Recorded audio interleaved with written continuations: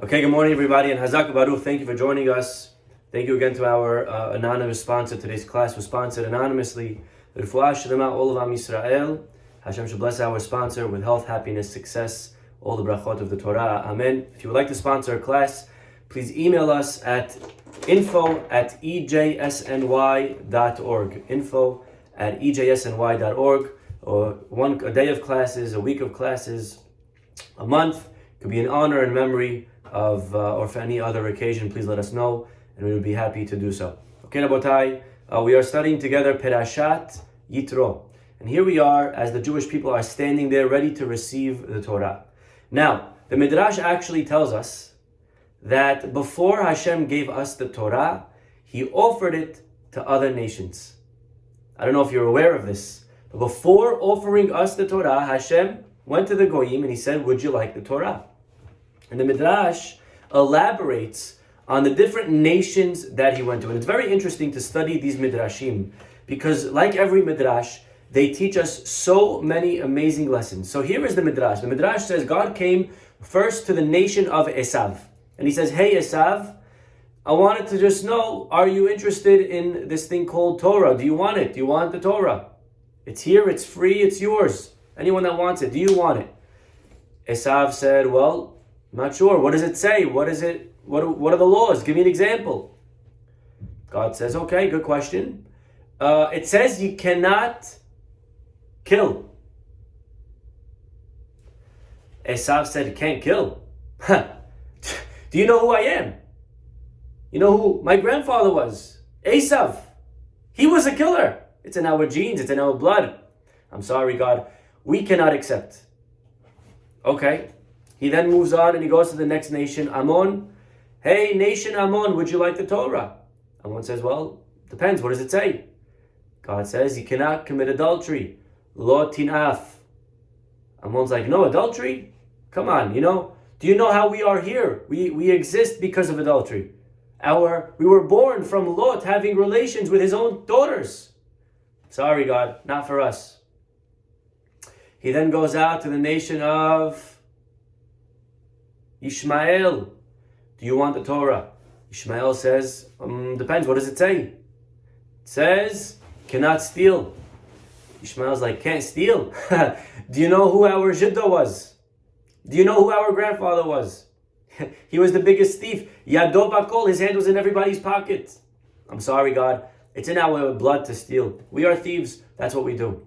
Thanks, but no thanks. And finally, He came to the Jewish people. The joke continues that the Jews asked, when God came and said to the Jews, do you want the Torah? The Jewish people said, how much is it? And God said, it's free. So the Jews said, if that's the case, we'll take two. Okay, so either way, this is the famous Midrash in the beginning. Actually, the Midrash is quoted by Rashi in Perashat Devarim. Perashat Devarim. Hashem mis-Sinai ba v'zarach mis-Se'ir lamo. God came to Sinai He came from Se'ir, the mountain of Esav. First, He offered it to Esav. He didn't want it. He went to Ammon. They didn't want it. He went to Ishmael. They didn't want it. And finally, God came to the Jewish people. Nice Midrash. Beautiful Midrash. Okay. Here is the question on the Midrash. Because anytime you study a Midrash, it should be analyzed and studied well, because the rabbis are teaching us very beautiful but deep stuff. And to properly see what they're trying to tell us, we have to scrutinize it, we have to study it properly. The question is as follows. God comes and says, do you want the Torah? They say, well, what does it say? Now, if you had to give them an example that's in the Torah, which mitzvah would you choose? Right? I'll give you an example. Imagine you're in the street, you're on the plane, you're sitting next to somebody, they see you pulling out a Tehillim, they see you pulling out a book, a Sefer, they see you pulling out your Tefillin, and you're praying, and you're learning, and the person next to you, politely, they say, hey, what are those things that you're putting on your arm and your head? What is that book that you're reading? I don't recognize those letters. Is that Japanese? What is that? Say, no, actually, this is Hebrew. I'm a Jew. Jew? Wow, that's never really spoke to a Jew. Tell me a little bit about Judaism. Give me an example. What is the difference between a Jew and a Christian? What mitzvah would you say? Right? Which law would you give over to explain to them what a Jew is like? The last thing I would say is don't kill. You know why? Because he also can't kill. If I'm trying to properly show what Judaism and how Judaism is different from Christianity or Islam, I'm going to pick a mitzvah that's exclusive to Jews. I'm not going to pick a universal agreeable mitzvah. I'm not going to say don't kill, because then the goy is going to say, oh, so I don't know, I also can't kill. So I guess I'm a Jew. Right? We're going to find the mitzvah that's unique to Judaism. Shabbat's a great one. Kosher is a great one. I mean, there are many that we could pick, but we don't have to go to the one mitzvah that we all have in common. And therefore the question's like this. Hashem comes to Esav, and Esav says, what does the Torah say? And God says back, you can't kill. You know what the problem with that answer of God is? Anyways, you can't kill. Anyways, you're not supposed to kill because the Goyim have 7 mitzvot of Noach. Remember them? And you guys know the 7 mitzvot of Noach? Do we know them? Right? There's the 3 cardinal sins of don't kill, don't commit adultery, and avodah zarah. And then there's the 4 that are the acronym Aleph, Bet, Gimel, Daled. Aleph is Eved min achai. They cannot eat a limb of a live animal. Bet is Birkat Hashem. They cannot bless. When I say bless, I mean the opposite. They cannot bless Hashem. Gimel is Gezel. They cannot commit theft. And Dalet is Dinim. They must have a court system. So anyways, Goyim cannot kill. Anyways, Goyim cannot commit adultery. Anyways, Goyim cannot steal. So when God comes and says, hey, do you want this new book? A new set of laws? Something that you don't have till now. And they're like, sure. Give me an example. What does it say? It says you can't kill. Well, we can't kill anyways. That's not an accurate description. You know what we call that in Hebrew? In halakha, we call that a mekach ta'ut. You know what a mekach ta'ut is? It's misleading transaction. It's a bad, imagine you come and you say, hey, I want to buy that phone. And you ask for the details, and I say, it's a brand new phone, never used, da-da-da-da-dum. And then you buy the phone, I give it to you, and then you realize it's all scratched up, it's been used, and it was water damaged, right? That's called a mekach ta'ut. It's a mistaken transaction, and you're allowed to take me to court and get your money back. I misled you. I didn't describe properly the item that I was selling. So when the Goyim say, well, describe the Torah. Imagine just, you're going out with, someone recommends a girl to go out with. Someone recommends a guy to go out with. So you say to them, tell me about this girl. Tell me about this guy. Oh my gosh. Unbelievable person. They have a business. Health, how's their health? Health, positive. In the meantime, the guy has a business, but it's going bankrupt. In the meantime, his health, God forbid, this is going south, and this is that, right? All these things in their life, you're lying, you're misleading them. You're not giving them an accurate description. So when Hashem is trying to show what the Torah is all about, and he lists a mitzvah that anyways they have, that's not a real accurate description. God should have told them something that is exclusive in the Torah. Shabbat, there's 606 other ones that the Goyim don't have. But he picks 3 that they have. How could it be? Why? That is the question that we are going to study today. I hope the question is clear, because if it's not, it's going to be a rough 30 minutes. Okay? So again, if the question's not clear, you can quickly write it on the side, you can privately message me, and I'll repeat it. But in the meantime, I'm going to assume the question is clear. Okay? Here it goes.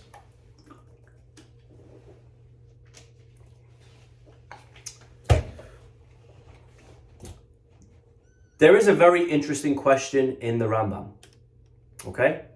Philosophical question. I'm going to ask you a philosophical question right now, And I want you to give me the answer. Okay? Think of what you think is the right answer. What's greater? Okay? Two people. One of them has a desire to do bad, but ends up controlling his desire and doesn't do it. That's guy number one. Okay? Guy number two doesn't even have the temptation to do bad, and therefore he doesn't do bad. So again, two people, both don't do bad, but guy number one wants to do bad and controls himself. Guy number two doesn't even have the temptation. Who is greater? A lot of answers coming in. Okay, and it looks like guy number one is the winner. Woo! Okay, if you answer guy number one, then the Rambam argues. Sorry to tell you. Okay? Says the Rambam, the fact that you want to do bad is itself a flaw. The fact that you even have a thought of doing the wrong thing is itself a problem. And therefore, says the Rambam, guy number two, who doesn't even have these bad thoughts, he is better. Now, before you jump and you leave this class and you're like, okay, I don't know what this rabbi is talking about, don't go anywhere, okay? There are many chazals that seem to indicate why actually you were right if you answered guy number one.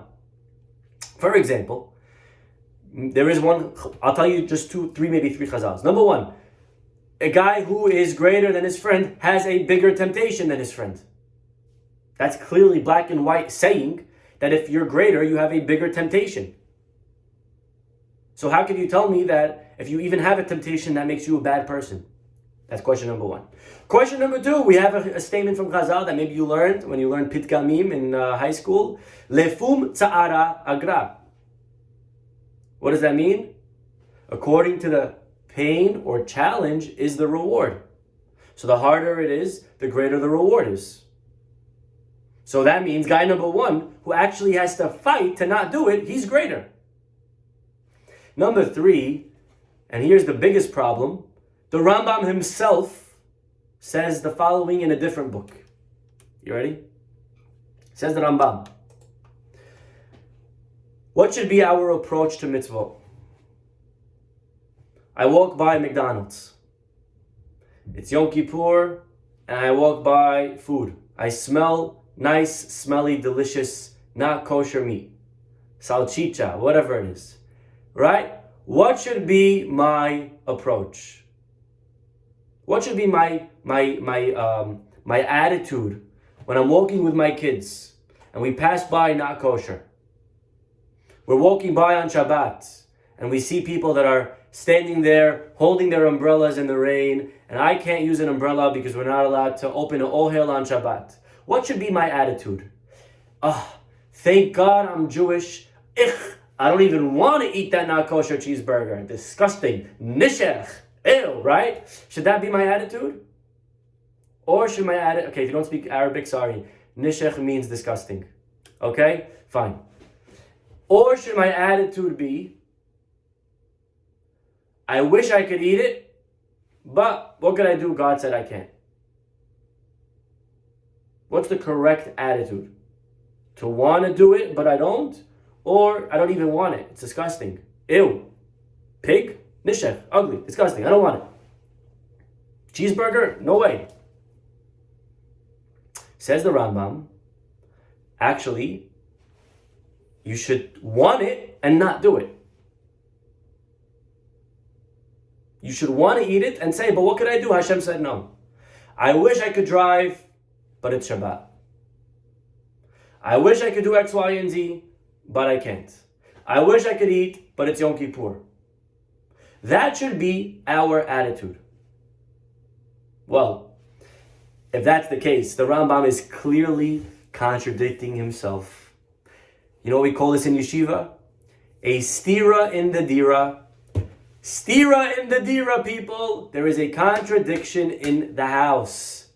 Rambam number one says the fact that you even want to do it is the wrong thing. Rambam number two says, no, you should want it and then overcome it.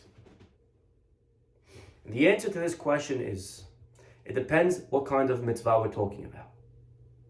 If we're talking about a mitzvah that's not so rational, like Shabbat, like pig, these are mitzvot that God gave us that we really wouldn't do on our own if there was no Torah. Such mitzvot, the attitude should be, I wish I can, but I'm not, because I love God and He said not to. But when it comes to mitzvot that are sichliyot, that are rational, mitzvot like don't kill, like don't steal, like tzedakah, over there, the reason Hashem gave us the commandment was so that we become better people, inside more refined. Meaning, when God says in the Torah, don't kill, right? Lo, this week's parasha, lo tirtzah. What does Hashem mean by that? Okay, Jolly Ranchers in the house. Okay, beautiful. Cannot have Jolly Ranchers. That's the way you're supposed to walk and say, wow, I wish I could eat those foods, but I can't, right? Beautiful. You're doing the right thing. That's the way the Rambam says. But that's only when it comes to mitzvot that are not so rational. But when it comes to mitzvot that have to do with our feelings, our midot, our character, like tzedakah. Over there, Hashem gave us the commandment so that it penetrates our essence and who we are. When the Torah says lo tirtzach, how do you translate that into English? Could you please translate lo tirtzach?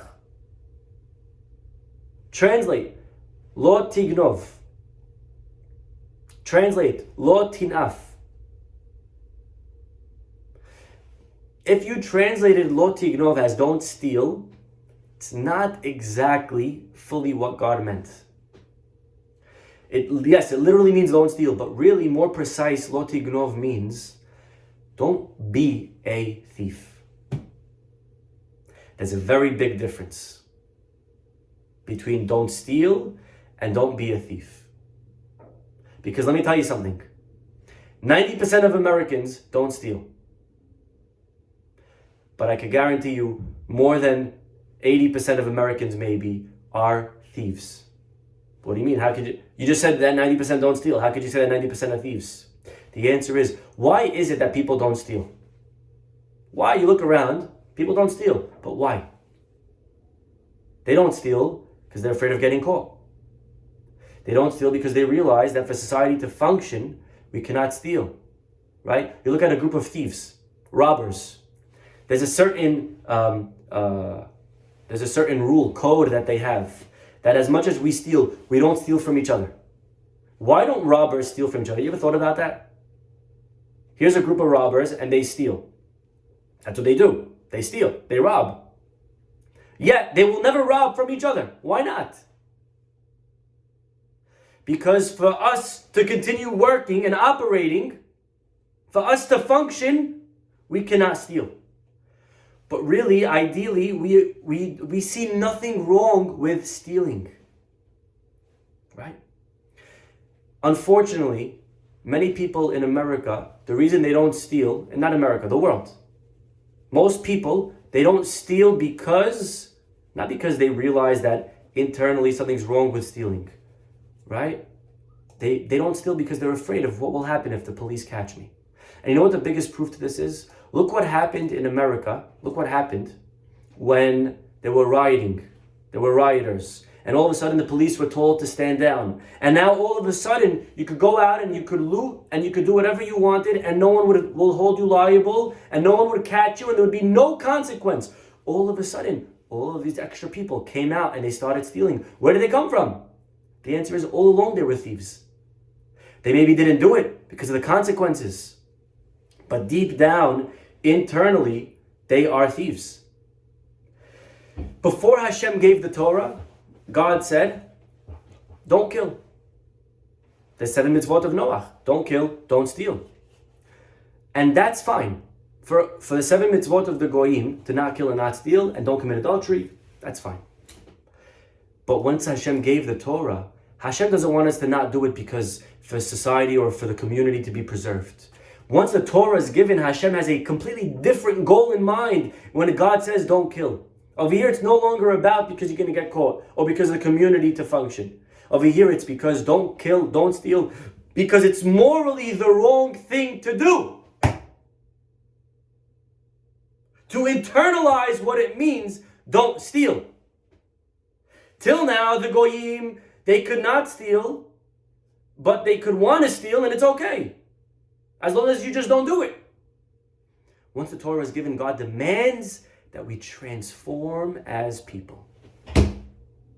The reason God commanded, don't kill, is not so that we should just not do it, but it's so that we should inside become different people. I'll give you an example. Charity. Tzedakah, right? We give tzedakah, beautiful, we give. It's a big mitzvah. And at the end of the year, we could look at our tax returns and we could say, look, I have $25,000 from tax exempts and receipts. I gave so much tzedakah this year. Beautiful. But the reason God said to give tzedakah, why did God make a commandment to give tzedakah? Why did God want us to give? What's the purpose of giving? The truth is, says the Chinuch, Hashem, the same way He gave me money, He could have given the poor person money.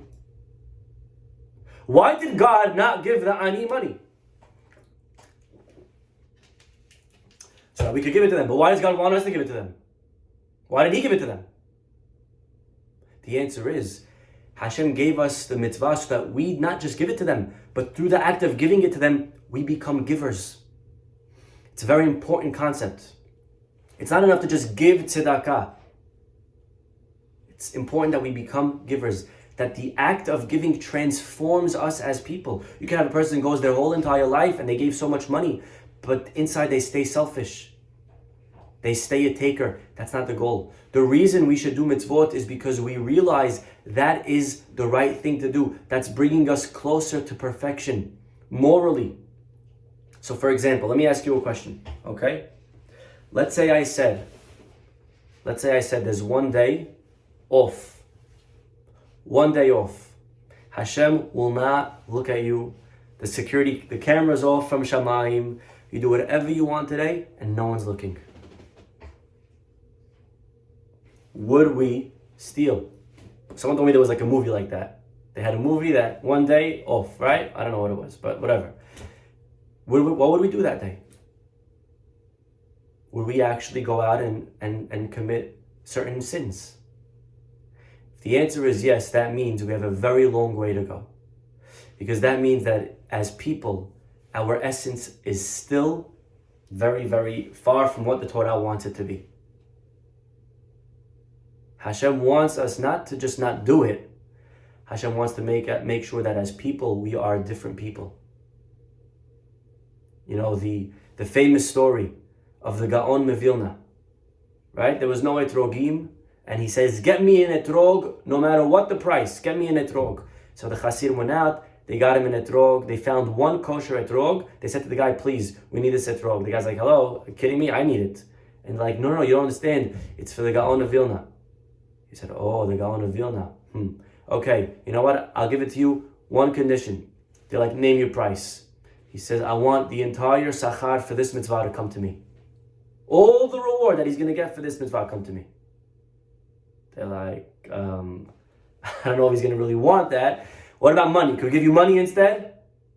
He's like, no money. That's my condition. Take it or leave it. They had no choice. The Gaon of Vilna said at all costs. They go back, they say, Rabbi, we have good news and bad news. The good news is we got you an etrog. The bad news is you're going to get zero credit for doing it because the guy's going to want it all. When the Gaon of Vilna heard this, he started jumping up and down. He said, for the first time in my life, I'll be able to do the mitzvah purely because it's the right thing to do.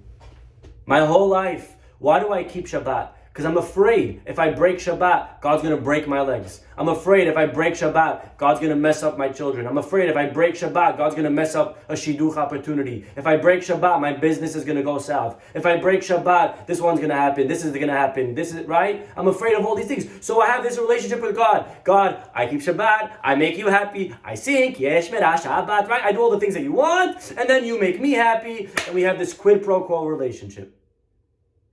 And for the first time in my life, says the Gaon of Vilna, I could confidently say, I'm doing it purely because God said. Why don't we steal? Because we're going to get caught? Well, what if our accountant came and said, listen, I could set up your taxes in a way that you'll save $50,000. No one will know. You just have to do this, pull a couple of things there, and this and that, and we're good to go. What would we say? This is a very big test, by the way. is a very big test.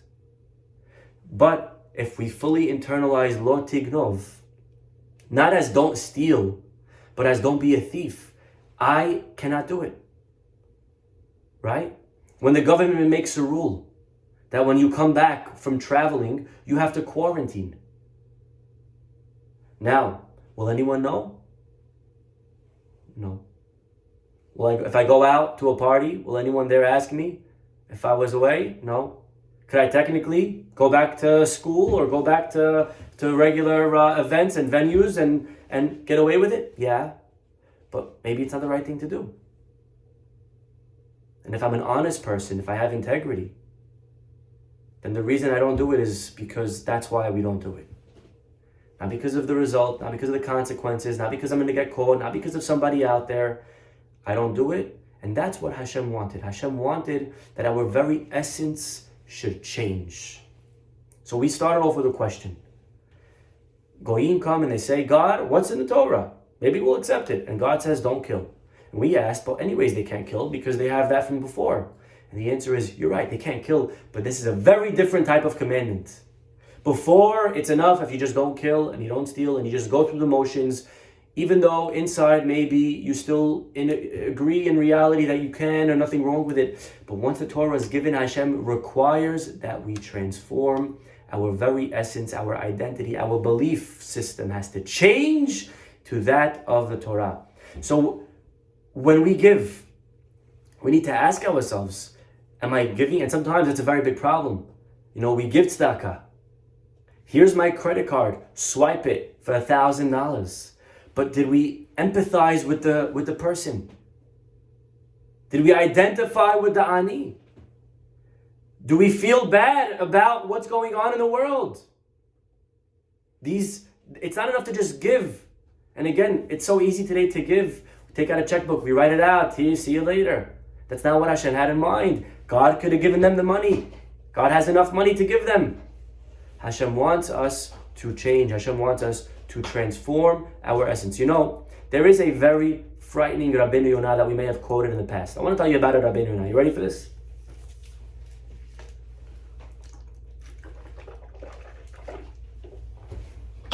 Rabbeinu Yonah says, and it's quoting a Mishnah in Pirkei Avot. The Mishnah says there are 4 types of people, and I want you to think, which category do you fall into? Okay, you ready? 4 types of people. Number 1 is the attitude that what's mine is mine and what's yours is yours. Okay? Attitude number 2, what's mine is mine and what's yours is mine.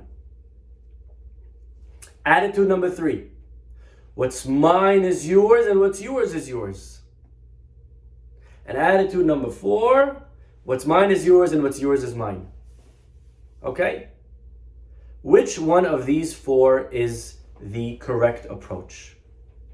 And which one are we? Well, says the Mishnah, attitude, let's work backwards. What's mine is yours and what's yours is mine. The Gemara calls that a tipesh, ama'aretz. The guy's an idiot. That's, it's not a way to live life. Mine is yours is mine. That's, right? There has to be an idea of ownership, of possession, of boundaries. Or else it's just socialism. Right? Next. Mine is yours and yours is yours. What do we call that? That's Hasid. Amazing. Guy's a giver. Everything is everyone else's. Beautiful. Mine is mine and yours is mine. Everything's mine. Rasha. And then there's the 4th category. Mine is mine, yours is yours. And I think we all would raise our hands on this one, right? That's kind of me. It's my house and that's your house, and I don't go into your house without being invited, and you don't come into my house without being invited, right? I think that's a fair summary of the way we live. And however, the Mishnah over here says, it has something to say. The Mishnah says, you ready? Sheli, sheli, veshelcha, shelcha. What's mine is mine and what's yours is yours. Zo midah benonit. That is average. That's the average person. Okay? Veyesh omrim, however, some say, zo midat sedom. That is the Sedom mentality. Asks Rabbeinu Yonah, 1 second, time out. How could you call that Sedom mentality? Because The guy holds what's mine is mine and what's yours is yours. The guy at the end of the day is giving tzedakah. He's giving Purim money. He's giving Pesach money. He's giving Maaser. He's doing what he needs to do. He's giving the tzedakah that needs to be given. How could that be Sedom? Says Rabbeinu Yonah, the problem with this guy is he gives tzedakah. And this is, I would never say this if this was not written by a Rishon, Rabbeinu Yonah, mind you. He says, he gives, but he only gives because it's a mitzvah from Hashem. He doesn't give because he feels bad. Guy could give tzedakah his whole life, and he closes his eyes. Leshem yichud kucha berichu. I'm doing a mitzvah of charity, and the poor man is standing, waiting with his hand open. And the guy's like, 1 second, I'm just going to finish the Ben Ish Chai. I got to finish reading the Zohar over here before I give charity. You know what I'm saying? And the guy's reading with all the kavanot. And there's zero empathy. That is midat sedom. When you give, but you don't actually want to give, you give because it's a mitzvah. That means, you know what that means? That means that the mitzvot are not penetrating. That means the mitzvot are not hitting home. That means the mitzvah is staying outside of us. I do them, but they don't penetrate. They don't actually become part of me. That's not what Hashem wants. Says the Rambam, if you go through your life and you want to steal, but you don't, there's a problem. The fact that you even want to steal is a problem. That means you're not working on yourself of removing and eradicating the midah of theft from ourselves. You know, the Rambam writes that if you have $1,000 to give, what's better? To give $10 to 100 people? Or $1,000 to one person? What's better? $10 to 100 people? All right? Or $1,000 to one person? Many people would say $1,000 to one person. Says the Rambam, that's not the right answer. The right answer is give $10 to 100 different people. But why? Why? $1,000, you know what I could do to the guy's week? I could change his week. I could change his Shabbat table. The answer is because when I give $10 to 100 people, it's not only about helping him. It's not only about helping the guy in front of me. Tzedakah has a twofold aspect. It's about helping him, and it's about helping me. It's about me transforming, me becoming a giver. You know when I become a bigger giver? When I give more. So to give $10 100 times, each time I stick out my hand, I'm training myself to give, and I'm growing as a giver. As opposed to giving $1,000 in one shot. Again, we find this concept in the Rambam. We find it echoed all over. How it's not enough for the mitzvot to stay external, outside of us. Look at this, Rabbi Hirsch. I want to show you something that is so fantastic. Rabbi Hirsch writes the following. If you look at the luchot, how many luchot do we have? How many sides to the tablets? There's the right and the left, right? And they're divided 5 and 5. Now that's very interesting, by the way, that we divide the commandments 5 and 5. I would not have automatically assumed that. I would think 10 commandments. You know, why does it have to be divided by 5 and 5? And our rabbis notice this and they say, well, it's 5 that are ben adam lamakom, man to God, and there are 5 that are ben adam lachavero, between man to man, right? And that's how the 10 commandments are divided: 5 to man to God, and 5 that are man to man. Now, watch this. It says Rabbi Hirsch something beautiful. The demand 5 between man and God. What's the first commandment between man and God? What's the first commandment? Anochi Hashem Elokecha. That we should believe and accept that there's a God, right? Says Rabbi Hirsch, the demand for the recognition of God, it begins in the mind. Anochi up here, believe up here. But it is not satisfied with mere spirit. Emunah cannot remain here. It must have expression in letter, in control of word, which is the third commandment, not to use God's name in vain, in activity, which is the fourth commandment, Shabbat, and even in the family and our interpersonal relationships, which is respect and honor your parents. Amazing. And if you look at the right side, how it progresses from mind to speech to action to people. Because to say I'm a Jew and to say I believe in God and the belief is up here, it's worthless. You have to prove belief, right? It's like saying to my wife, I love you. But when it's her anniversary, I go out with my friends. And on her birthday, there's a football game. And on this, there's that. And every other event, I miss it. But honey, I love you. But I love you. And I'm saying the words. There's a phrase we say in Arabic, heki balash. Words are cheap, okay? Words are cheap unless they can be backed by action. To say, Hashem, I love you, and amazing, and Hashem, melech, and I sing all day long. But unless we're willing to keep Shabbat and show that I believe in God, that He created the world, and He rested on Sabbath, so I rest on Sabbath. Unless I'm willing to do, words are meaningless. That's the right side. The social laws, left side, man to man. How do they begin? They begin not in thoughts. The right side begins in thoughts. God's in my mind. And eventually works its way to action. The left side begins in action. Begins with, don't kill, don't steal, don't commit adultery. But it is not satisfied if it remains there, says Rav Hirsch. Beautiful. Right? It demands, begins with a demand for letter, for control of deeds and words. Right? Murder, adultery, stealing, false witness. But it's not satisfied with letter. If my ben adam lachavero remains external, just action, that's not what Hashem wants. It must control, I must control, and it has to penetrate my feelings. What's the 10th commandment? Lo tachmod. Thou shalt not covet.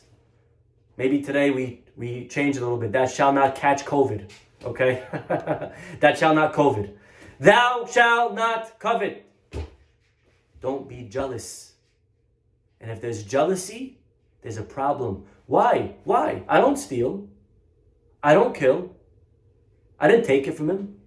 So what if I want his house? So what if I want his wife? So what if I want his kids? So what if I want his car? So what if I want his job? I didn't actually go and take anything. I didn't do anything about it. Yes, but the fact that you want it shows that you didn't change your essence. Amazing concept. Amazing concept. Of course, Rabbi Hirsch is much lengthier. Okay, but this is what Hashem was doing to the nations. He was highlighting the uniqueness of Torah. So again, why didn't God tell them Shabbat? Why didn't God tell them kosher? The answer is God was telling them something very important and unique. This is the difference between before and now. Before, it was enough if you just remained in action. Now it must become spirit. It must become part of you. And this is true for all mitzvot. All mitzvot, the Midrash says, Hashem gave us the Torah for one reason. Usually we think the Torah is an end of itself. Says the Midrash, no. He gave it, letzaref bahen et haberiyot. What does that mean? To refine us through the mitzvot. The mitzvot are to refine us. So if we go our whole life doing them and we don't become refined, waste of time. Waste of time. We miss the point. If we're not going to constantly change, mend our ways, change who we are. Because I want to tell you the truth, unfortunately, I'm sorry to say this to you if I'm going to ruin your morning. We are born a little bit nasty. We are born disgusting. We are born selfish. We are born mean. We are born lazy. We are born egotistical. I know your mommy told you otherwise. I know your mom says you're an angel and that you're the best and the gift to the world. But we are born with bad midot. And it's not something to be embarrassed of. It's everybody.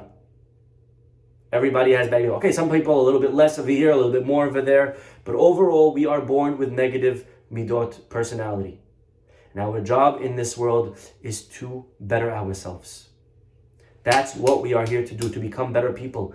And the way we do that is by going against our nature. Like muscle. How do you build muscle? And I don't want to flex, so I'm not going to show you how strong I am. But how do we build muscle? You take weights and you go against gravity. Now, if you went to the moon, you would not build muscle so much because there's no gravity, right? The gravity over there is much, much less. There is gravity, but very little. The way to build muscle is you need to go against the grain, against gravity, right? So you take muscle, something harder than you can handle, you pull it up, and what you're doing is you're stretching the muscle, you're ripping it up, and that produces more tissue, and then your muscles get bigger. That's how it works. It's the same with spirituality. We become greater by doing what's not easy, what's not natural. Easy is when someone roasts me on a chat that I roast back. Easy is when someone makes fun of me, I make fun back. Easy is when someone hurts my feelings, I scream back. Easy is, right? That's all easy. But that's not how we grow. We don't grow with easy. You're not going to rip muscle if it's easy. If you're working out, and you come back home, I just went for a workout today, amazing. Let me tell you a little secret. If your workout was amazing and easy and you didn't break a sweat, you didn't work out. Okay, maybe you went for a nice walk, maybe you did an unwinding, maybe you were alone. It's all good. It's all positive things. But that's not called a workout. Okay, a workout is difficult. It wasn't hard. Sorry to tell you, it wasn't a workout. We do not change. We don't break bad habits unless it's hard. Mitzvot are not easy. To get up and pray is not easy. To get up and go now out of my house when it's cold and maybe I have to drive through snow and to help somebody out there and deliver some package for lunch for people that don't have. That's not easy. You know what's easy? Sitting in my house with a nice cup of coffee and listening to a beautiful Torah class. Baruch Hu Baruch Shemo. Amazing. But that's not how we grow. Do we need Torah? 100%. Should we be learning? 1,000%. But we also need to grow by going and getting up and doing things that are hard for us to do. Now I'll close with an amazing story that we've said so many times. The story is brought down in the Midrash. There was once a king that wanted to see this famous Moses. Who is this Moses that leads the Jewish people out of Egypt? So he sends his top artists to go out into the desert, find him, and draw a picture of him. So he goes out, he finds Moshe, they draw the picture, they come back, they say, "Dear king, we found him." The king looks at the picture, he's amazed, he's awed. Wow, look at that, beautiful. He goes to his top facial expression readers, whatever they're called, I forgot the name, and he says, "Tell me about this man." And they look at the picture of Moses and they see his facial features and they say, this man is lazy. This man is arrogant. This man is selfish. This man has anger issues. The king's like, oh my gosh. He goes back to his artists. He's like, hello guys, I think you drew for me the wrong guy. You probably drew Korach or somebody. Get me Moses, not Korach, okay? Go back, draw the right guy. They're like, no. This is Moses. We drew the right guy. This is him. The king's like, okay, want to use his line. He says, you know what? I got to figure this out for myself. He gets on a horse. He goes all the way to the desert. He finds the Jewish camp. He gets in there. He looks for Moses. He finds Moses. He introduces himself. Hi, I'm the king. He looks at Moses. He sees the picture identical. He says, I don't understand. My artists, they drew you and I gave it to my experts. They told me that this man, based on his facial features, he's selfish, angry, humble, arrogant. How could it be? You know what Moshe Rabbeinu said? They're 100% right. I was born arrogant. I was born selfish. I was born with anger issues. And for 80 years I've been working on myself. That is Torah. Torah is a way of life. Torah is to transform us into better people. And so again, we have things going on. Maybe we're a little bit embarrassed of who we are. But guess what? It's nothing to be embarrassed of. You know what's embarrassing?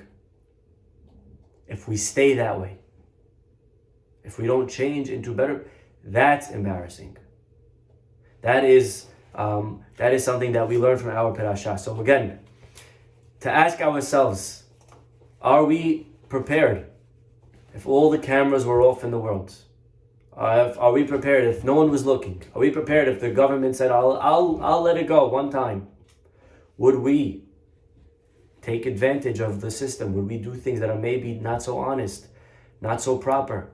And we'd be zocher to build our levels to the level that the values that we believe, the values that we study, we are able to incorporate, we are able to internalize into our very essence. Amen.